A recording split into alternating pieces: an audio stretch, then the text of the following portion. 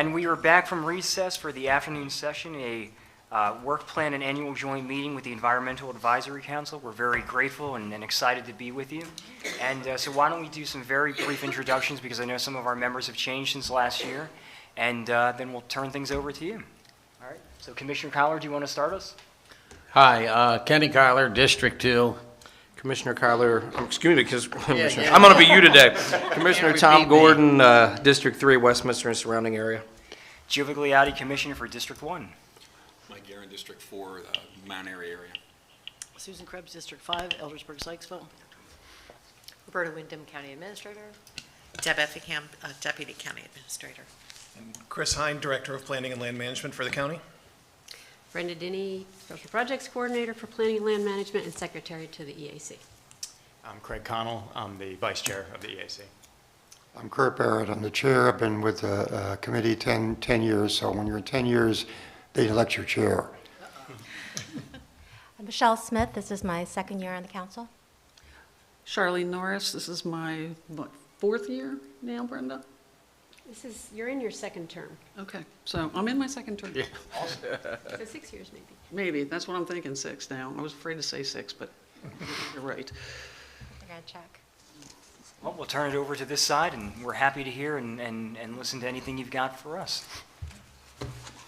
Well, as most of you probably know, we do this meeting every year. We generally try to have it about this time of year because we're going to present to you our 2025 annual report. So what the EAC did last year, sort of like a report on the last year's work plan and where that went, and then present to you the proposed work plan for 2026, calendar year 2026. So we meet every year. We don't need a vote, but we generally just ask that you concur with the work plan if that's, if you feel so led. And so the annual report is something that's in code that we provide to you, so we just make it part of this meeting, and you should already have in your packet a copy of the annual report. Our chair will be leading us through the annual report and the proposed work plan. Just sort of before we go into that, a reminder that the role of the EAC, like first and foremost, is to advise the Board of County Commissioners on environmental issues at your request. When there's not something that you've requested, then we generally are focusing on public outreach and education as it relates to some aspect of natural resources or environmental stewardship. So I guess I'll roll it over to Kurt Barrett to roll through the annual And report. as part of the introduction and role, and maybe you were going to, but can you mention the different events you're involved in throughout the year? Yeah, I'm actually going to mention those. Okay, good. Brenda mentioned we have a 2025 work plan. Every year we put together a work plan and we present it to the commissioners. So I'm going to go over the 2025 activities that we were involved in, it was a pretty busy year. As Brenda said, we do a lot of public outreach, and we did one of the standard outreach publications that we produce is the Environmental Stewardship Booklet. If you haven't read that, this county is involved in a lot of environmental activity. It is packed, and every time I go through it, when we go to review it, I can't believe all the different activities and outreach that occurs in Carroll County. So we're pretty active about that. So it's a showcase. It demonstrates our stewardship for the county, and yeah, and we update it every other year. So the one that was sent to you was updated in summer of 2025. Another public outreach was climate resilience in your own backyard. Those are steps, that's guidance for people, mainly residents, that you can do to sort of mitigate the effects of extremes that are ahead, that actually we've been receiving, such as droughts and such as floods, extreme heat, etc., that the climate extremes present to us, and it includes things like biodiversity, water conservation to reduce water usage. These are the kind of things that soil health that we present to residents. It's on the website, and it's available to anybody that wants to have it. And it's pretty good stuff, I think. Anyway, and so this is also posted on our website. We were asked by the commissioners last year to provide environmental impacts on the Maryland Piedmont Reliability Project, which is ongoing, as you know, and there are a lot of, we did a lot of research, and the report summarizes the key impacts that Carroll County will feel if this high voltage transmission line gets installed. There's basically three categories: educational, I'm in the wrong category. There are things like all the different gaps that we could find, mitigation measures that go along to fix those gaps.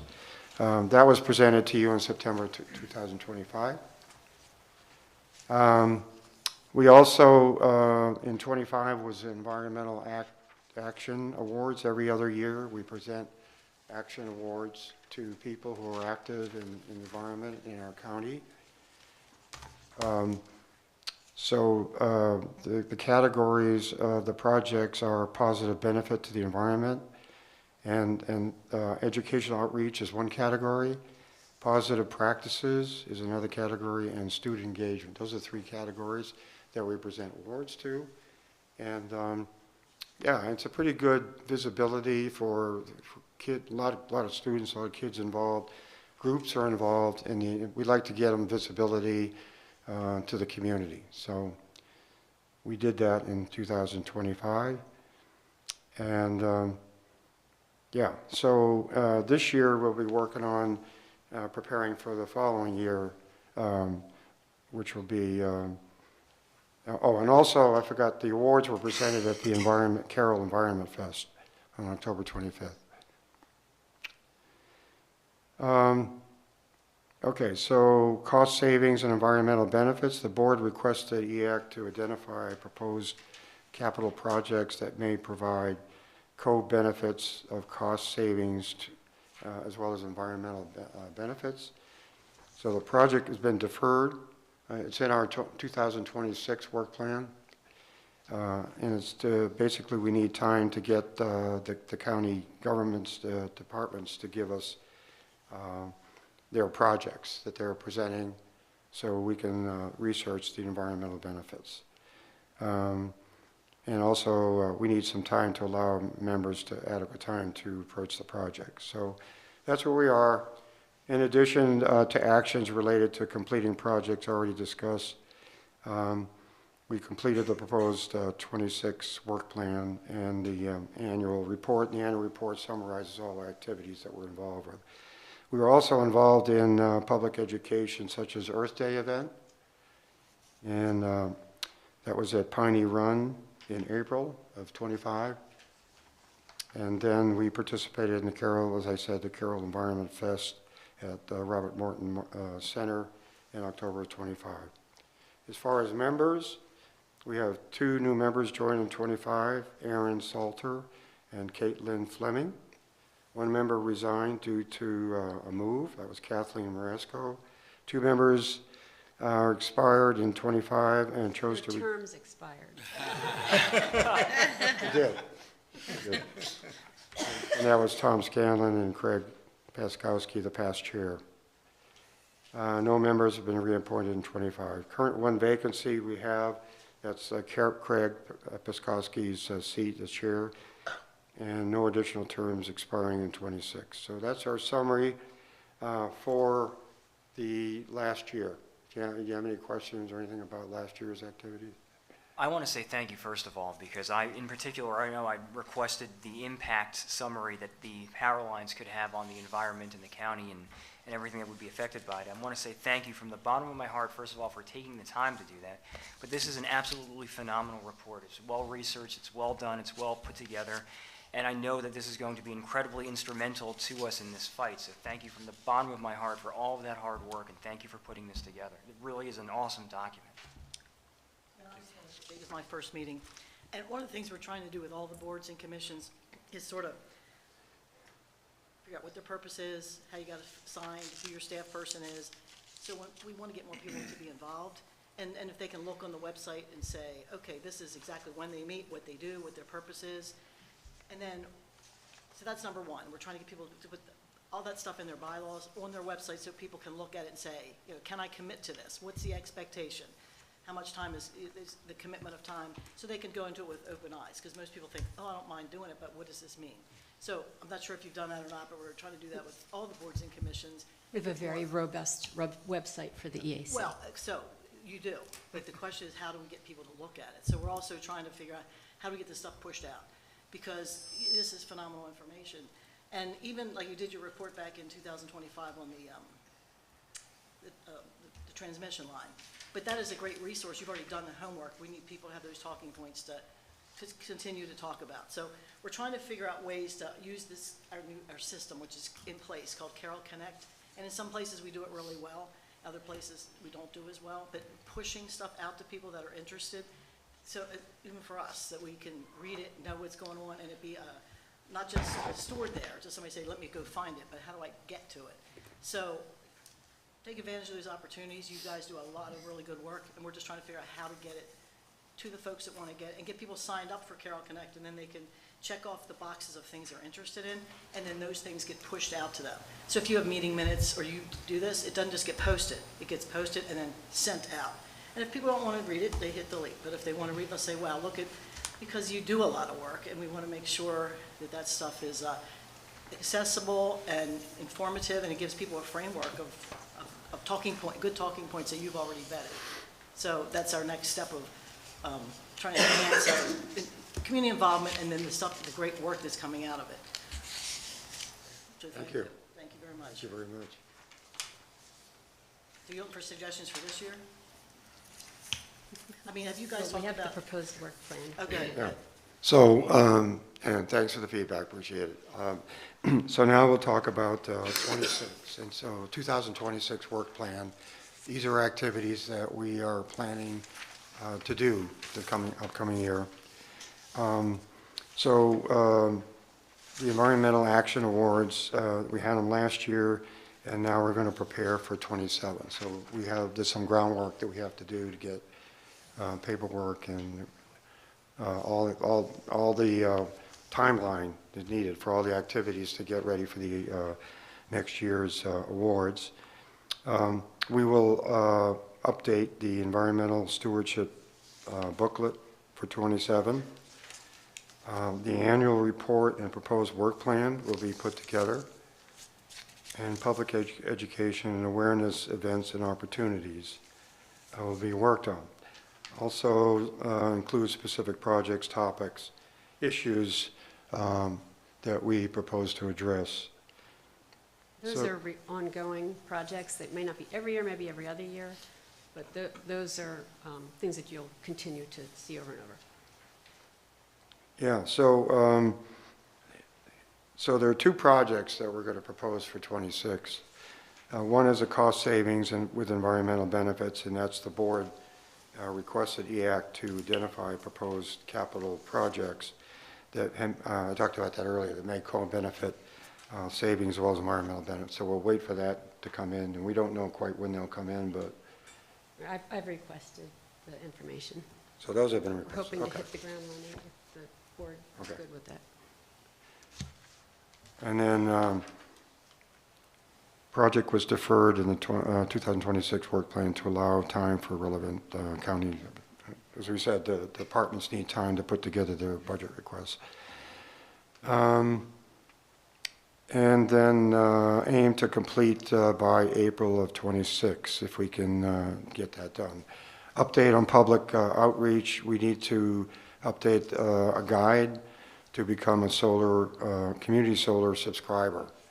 There's been a lot of activity on solar activity in the county, as you know, and people are now encouraged, and people need more information to guide them how appropriate it is for solar panels, how they can go about it. Because there's a lot of aggressive companies now out there now, and people need to know how to weed through it. So this is kind of a public outreach that we will provide. This piece was done in 2019 originally. It's very specific to community solar, and it's specific to becoming a subscriber, not having a facility on your property. So it's, goes through what the benefits are, things you need to look for, how you might determine whether, it's worth it cost-wise, and how to find whether it's legit companies that are coming to you. So it's things that help the property owners look out for themselves when they're considering subscribing. But it needs to be updated because a lot of the information has changed, the links aren't all active anymore. So, Yeah. So that's what we have earmarked right now, and so we're opening up to you if you have any ideas or things you'd like to see us work on. We can accommodate. I mean, we're here to serve you, actually. That's our job. Well, you mentioned the solar, for community solar, and that's good to tell people what the good programs are, but we also have the issue of the solar on ag land, and I guess we're trying to figure out, try to have, from an environmental point of view and from an ag point of view, where we should be putting it versus ag land. And if you guys have any interest in recommending where the big solar project should go, so that we could somehow guide those projects to that versus the mandatory agricultural land, it would probably be helpful to us. And then the other thing we've been talking about, and it's a big issue nationwide, is the disposal of these solar panels when they're all finished. Because even people with them on their rooftops right now, some have had them for a while, they're soon going to be disposing of them. We don't really want them in our landfills. So any information we could get about, it's just sort of coming up in our country because we're coming up on the 20 years of when people are, the 20-year lifespan of solar panels. And I know over in Europe, they used to have recycling plants for this solar. Now they're moving away from even that. But California's just hitting California about the recycling, but it's going to hit us at some point, and then especially years from now. But it'd be nice to know, what do we do with these old solar panels? And it's changing. And what could we do? And then the other thing, you talk about some capital projects. A number of years ago, the county and the school system did a bunch of geothermal.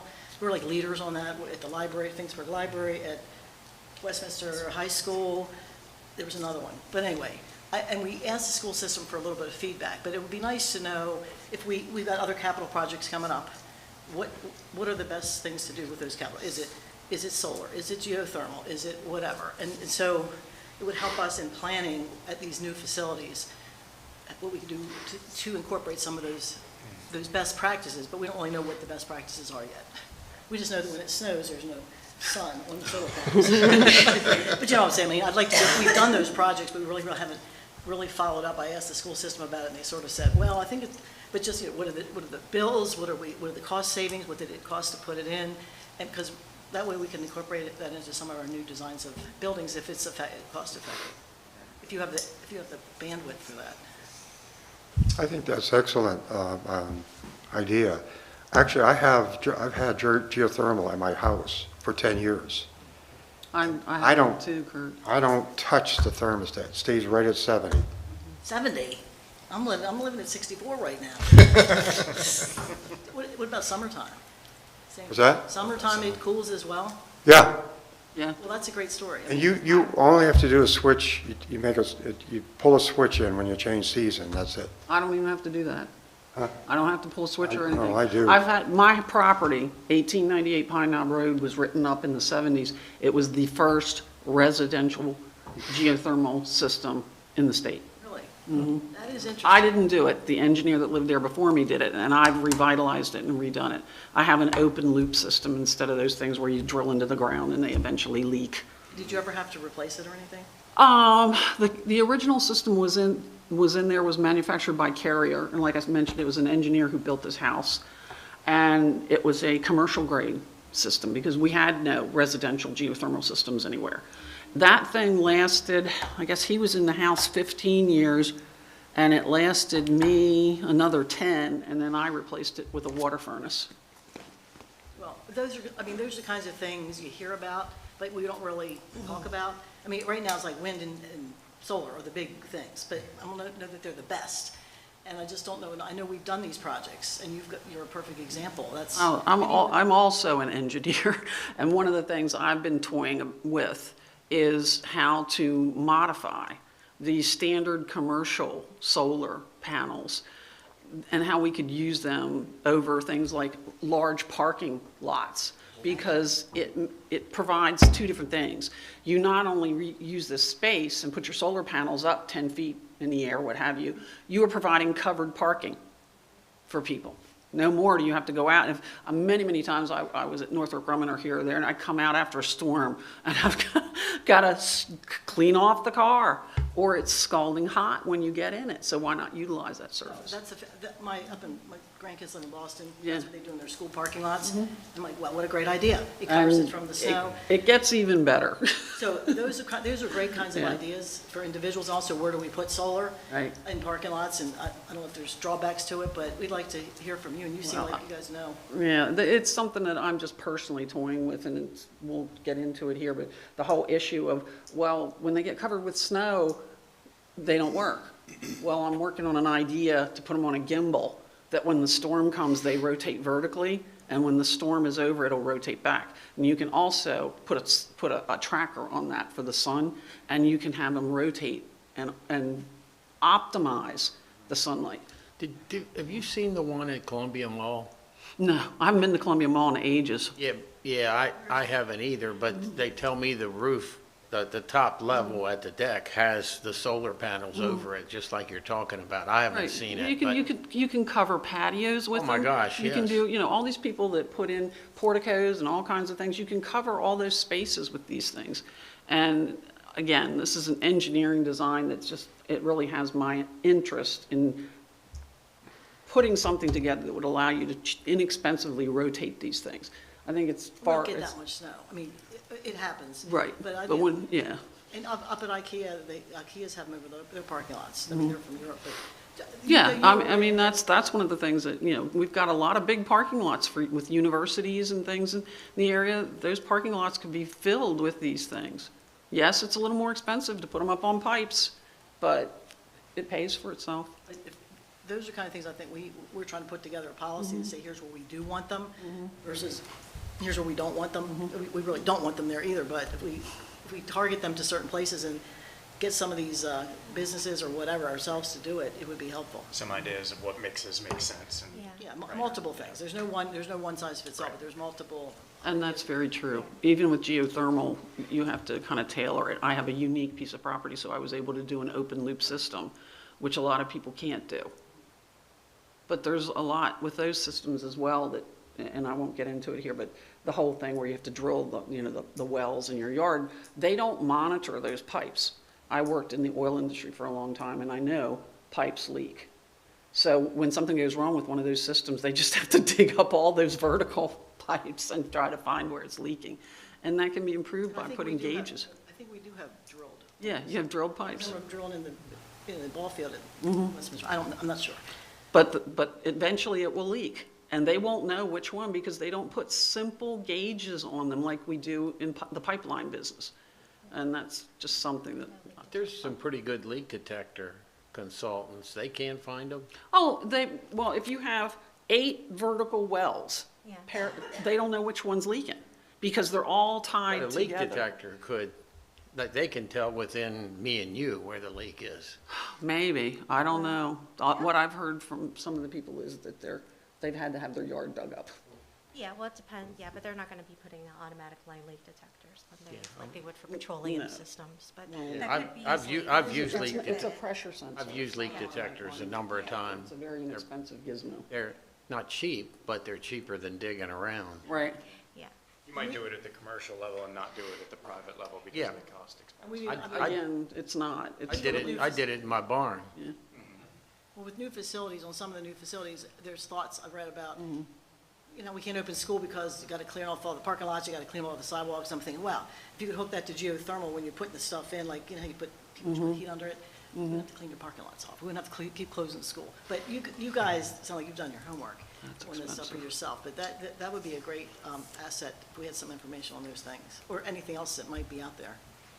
I need to fact check this, but I just read that Spain is the first country that's totally solar. Their power. Yeah, I know, I have to check it. Check it, because I just read in the Wall Street Journal how Europe's got the highest electric costs in the world. So, I mean, I don't know about Spain, but you know what I'm saying, you got to make sure they got a balance. But the point you're making, which is great, which is this emerging technology, how do you best use the emerging technology? And you gotta, it's not only the technology, but it's also the finances involved in it, and it's the cost upfront and then the ongoing cost. You gotta consider all of that. But I think there's been advances enough in technology, it's very attractive now. And I think we have to offer our residents, like you said, this is the way forward, and this is what you need to know about this emerging technology, how you can really help yourself and not get oversold by all these companies. Well, and I think a lot of these are covered, these other technologies are covered under the Maryland rebates, I mean, whatever the grants or rebates are. But because the solar companies are the ones out there marketing it, they're the ones that tend to get the business.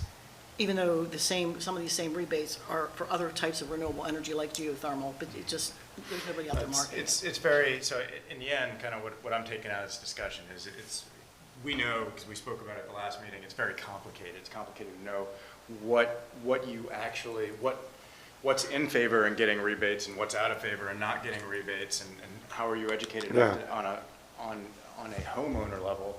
And then, you know, the questions you're asking too, also at the community level, what things are out there that again make sense for the community. So I think We're the institutional, I guess, the institutional side. Right. We wouldn't be getting any rebates.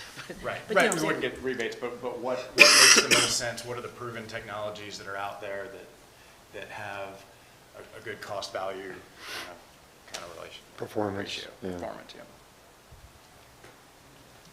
So on that note of new and emerging technologies, and you probably all are aware that in the last couple of weeks we have put a deferral on data center creation in the county. And so what I would love to know, what other new and emerging forms of technology are there that are hitting the market or on the horizon? What sorts of zoning uses, land uses, things like data centers should we be aware of, and what environmental impacts could they have? That's a hot topic. So, we would very much be appreciative of any of that expertise, any of that information as well, so we can make better informed choices as commissioners. Yeah, because recently they talked about water, and I really didn't realize that water was an issue with them at all. I knew it was electricity.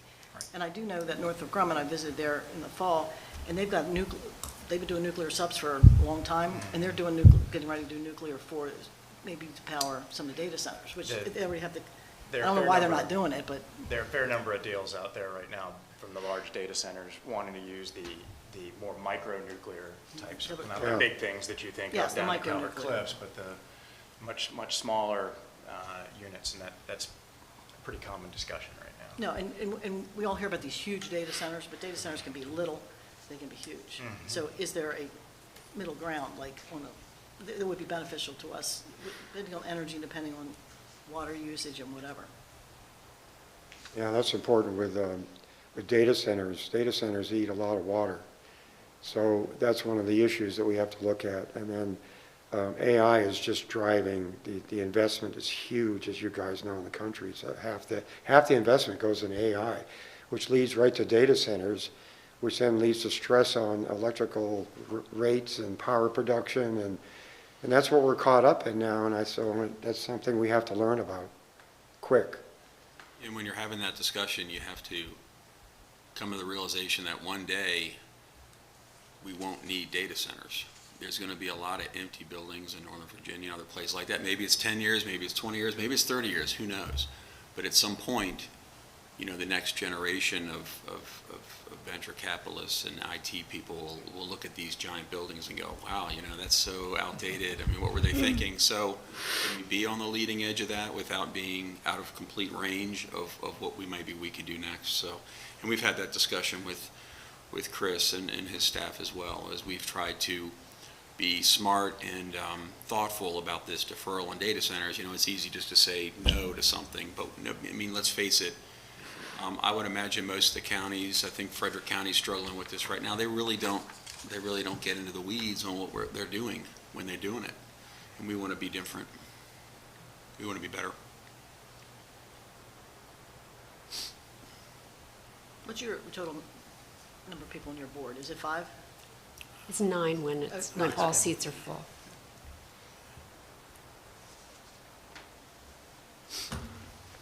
That's an interesting project. Yes, yes it is. Very interesting and very relevant. And so, from your side, is there anything that you need from us or anything that we should consider or look into?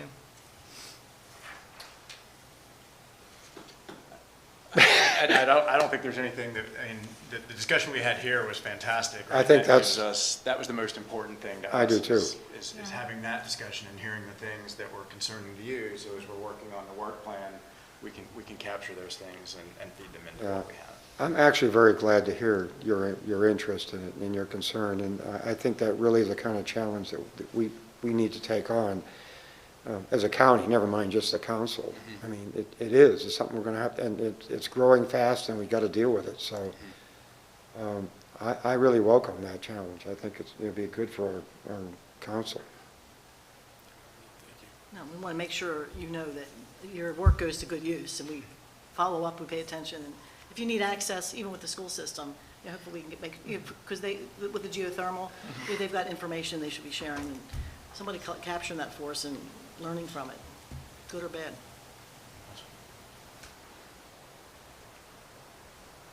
Well, was there anything else that we wanted to discuss or anything else for the good of the order? You need anything from us? No, I think we ended up with AI, that's enough. And solar. Renewable energy, renewable energy. If you could figure out cold fusion when you get a chance. And just get back It might to be a us. different committee. Yeah. That'll be next year. Well, commissioners, anything else from this side? That being, do we have a motion to adjourn? Well, I'm sorry. Yeah, hold Yes. on, I was starting. And you talked about projects and stuff. You guys do an environmental event out at the Ag Center, correct? Or are you just part of it? Well, yes, that's our, the Environmental Fest, EnviroFest. Is that from EnviroFest, this We rebranded it. Is that from this committee, or is that, No, that's actually from our department. that's from the department? Yes, Okay. but They do certainly. participate as exhibitors. Yeah, they were Yes. there. Yes, Yeah. absolutely. And it's a great event, and you're, the good news is you're outgrowing the room you're in. Yes, there was a scheduling conflict with the Ag Center this past year, so we were at the Robert Moton Center. But I've told folks that my goal is that at some point I want to be in Shipley, so someday. Okay. It's a really great event. That's actually where I first learned about the EAC was at that. Yep, yeah. Awesome. Yeah, it's a good group there Yes. of different environmental people, and yeah, it's, Yeah. Well, since you mentioned it, I'll give a quick plug for anybody who's listening, is, yes, we have an annual event. It used to be called the Environmental Symposium, but I was overruled, and other staff thought EnviroFest was a better name, and which I'm totally fine. So we rebranded, but we've been doing it 4 years now. Was this year 4? so. Yes. And the purpose is really to bring together all of those environmental type nonprofits and whatnot that work in our communities, and bring them together, allow them to interact with each other. So maybe there's some force multiplier there if they learn about what each other do. But then also give the opportunity for citizens to have one place to hear all these great things that our community is doing, and have the opportunity to sign up and join and so on. and, Yes, yes. and you typically do a contest? Yeah, so one way that we encourage. Oh, you're doing this commercial. Yes, exactly. That wasn't set up at all. Yeah, thank you. In order to increase the draw, we do a competition for high school students, a recycled art competition. So the students that participate get some service learning hours associated with doing that, and we typically have had 40 or so some entrants of all sorts of different types of sculptures and painting type things and so on, and that everybody who attends can vote on and judge, and it's really it's a nice time. We've had well over 100 folks each time come out to the event. Do you have a partner with the community college? We don't necessarily partner with them. One year we were at the community college. first right? year. The first year, yes. The reason I'm too big asking, for I don't it. know what classes they have there, but I was just speaking to somebody yesterday, there was an environmental, graduate environmental sciences, and I never really thought about it. But if we have something like that there, they, you know, that's sometimes a good project for them to do, for, you know, classes, to work on one, help you with your project. Yeah. And it gives them hands-on, they're working with a real group. Yeah. There might be We an have opportunity. invited the community college to be exhibitors, as well as McDaniel, because McDaniel has an environmental Oh, they do. program. Yeah. So both programs have been invited to participate in the EnviroFest. No, but they Yeah. might be partners with some of these things that you need to do research on. Yes, yes, that's true. Yeah, the first year we were at NK 100, but we outgrew that. And so that's when we moved to the Ag Center and so on for a larger space. So someday Shipley. Yeah. Yes. But thank you, Commissioners? Commissioner. Yep. Commissioners, anything else? That being, do we have a motion to adjourn? So moved. We have a motion, do we have a second? Second. All those in favor? Aye. All those opposed? We are adjourned. Thank you, ladies